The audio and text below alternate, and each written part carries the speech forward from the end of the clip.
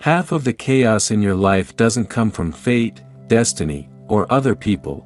It comes from two silent forces that live inside every human being, unseen, yet powerful enough to destroy peace, love, and clarity.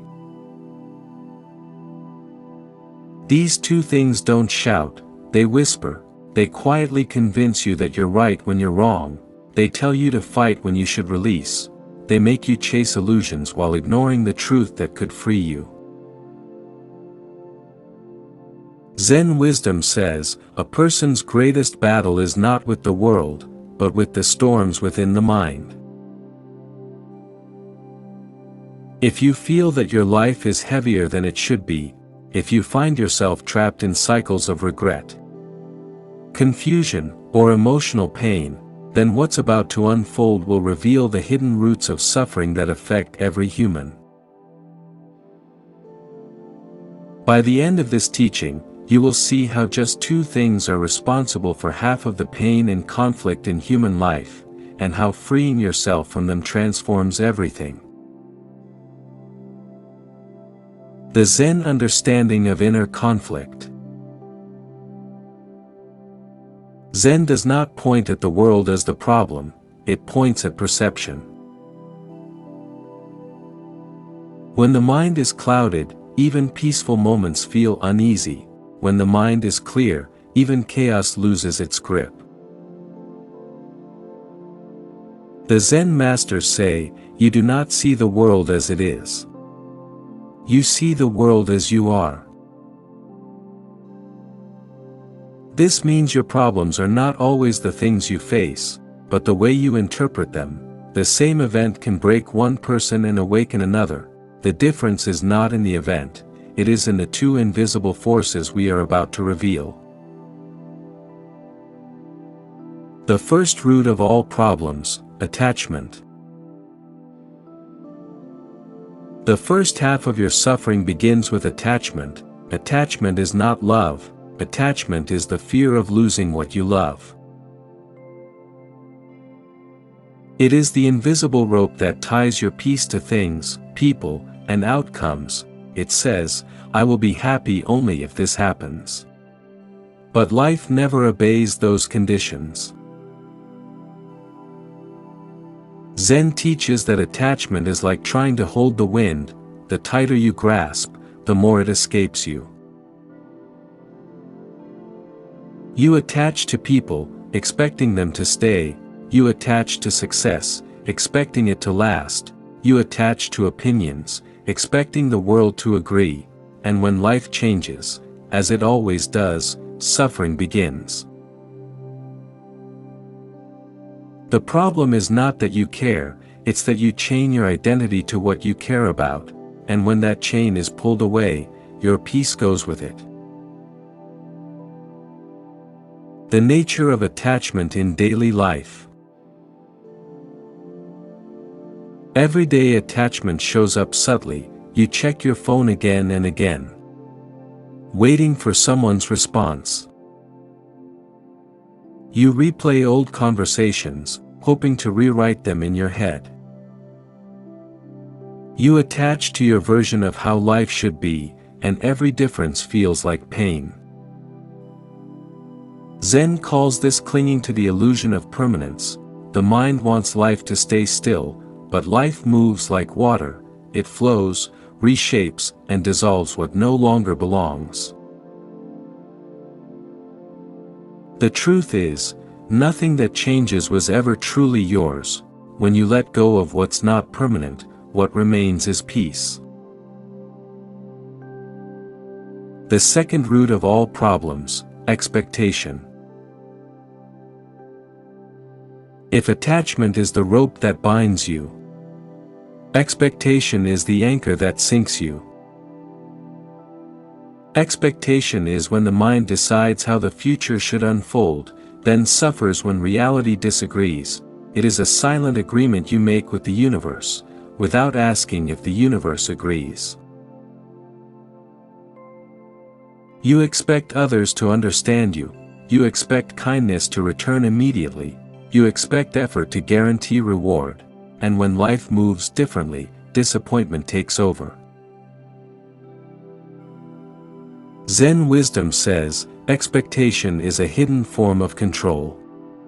You try to control outcomes because you fear uncertainty. But true mastery begins when you no longer need life to go your way to stay peaceful. The cycle between attachment and expectation. Attachment and expectation feed each other like two ends of a wheel. You attach to people, then expect them to act a certain way. You attach to dreams, then expect them to unfold exactly as planned. When those expectations break, the attachment tightens, and the suffering deepens.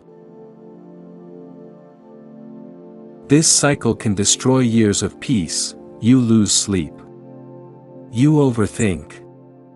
You question your worth, not because life betrayed you, but because you expected it to stay still. Zen wisdom calls this the illusion of control. Freedom begins the moment you no longer seek control but harmony. To flow with life rather than force it. How these two create half of life's problems. Half of a person's problems are not caused by poverty, failure, or loss. They are caused by the resistance to what is. Attachment makes you resist change, expectation makes you resist uncertainty. Together, they blind you to reality, and reality always wins. When you stop resisting, life starts revealing. Pain turns into clarity, disappointment turns into redirection, loss turns into wisdom. Zen teaches that the root of inner peace is not in controlling what happens, but in responding from awareness. Not reaction. The Zen practice of detachment. Detachment is not coldness, it is warmth without dependency. It means caring deeply, but without clinging. When you practice detachment, you stop saying, "I need this to be happy." You begin to say, "I am already complete, this may add joy, but it cannot define me." To practice detachment, 1. Observe your reactions. When you feel anxious, ask, "What am I attached to?" 2. Accept impermanence. Repeat, "This moment will pass. I will meet it with peace." 3. Return to breath. Your breath is the present moment. Stay with it, not with your fears. The mind learns peace through presence. The Zen practice of releasing expectation. Expectation dies when gratitude grows. When you focus on what is already here, the need to control what comes next disappears. Every moment becomes a gift, not a transaction. To release expectation. 1. Stop predicting outcomes. Let each moment unfold like a leaf in the wind, naturally, without resistance. 2. Be grateful for what unfolds, even if it's not what you wanted. Trust that it's what you needed. 3. Replace should with is. When you say this should not be happening, suffering grows. When you say this is happening, awareness begins. Expectation ends when acceptance begins. The transformation that follows. When attachment and expectation dissolve, peace no longer depends on circumstances. You become calm in the face of rejection. You stay centered during success. You forgive quickly and move lightly. People will sense it, your silence, your clarity, your calm. They'll wonder how nothing seems to shake you anymore. That is Zen freedom, to walk through life unchained by desire and unbroken by disappointment. You stop chasing and start flowing, you stop reacting and start understanding, you stop expecting and start observing. This is how you master life without trying to control it. The Zen proof, the mirror mind. Zen compares the mind to a mirror. When attachment and expectation cover it with dust, it reflects only distortion, but when you wipe them away, it reflects reality, clear, balanced, and truthful. The mirror does not argue with what it sees, it simply reflects, and in that reflection, truth becomes effortless. So the next time you feel pain, ask yourself, am I suffering because of what happened? Or because of how I wanted it to be? The answer will reveal which of the two, attachment or expectation, is at work. And the moment you see it clearly, it begins to dissolve. Half of life's problems come from attachment and expectation, but all of life's peace begins when you rise above both. Zen teaches, peace is not found in a perfect world. It is found in a free mind. When you let go, you don't lose anything real, you simply lose the weight of illusion. You begin to live, not react. You begin to love, not control.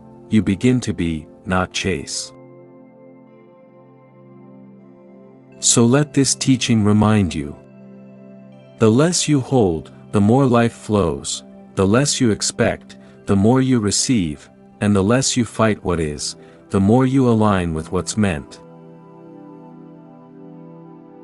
If this message touched your spirit and opened your mind, then let this wisdom ripple further. Subscribe, share, and spread the peace.